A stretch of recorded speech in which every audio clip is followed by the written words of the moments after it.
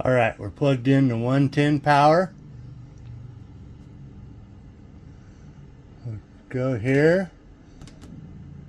We'll go to furnace. Set to temperature to 77. Come back here.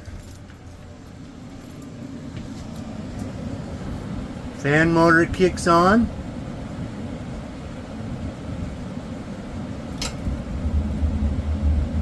Ignition.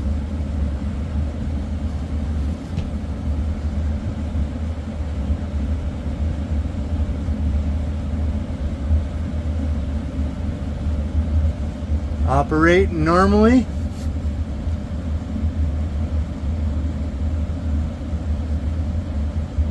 As you see, the blower motor is back in the corner back there with very little ventilation, no return space.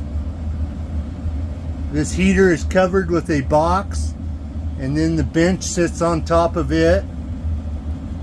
So there is nothing but confined space here. And now I take this vent that should be hooked up and I go to put it in its spot. There you go, you heard it, the ignition go off. Okay, blower motor still running. Let me take the vent away. Ignition again.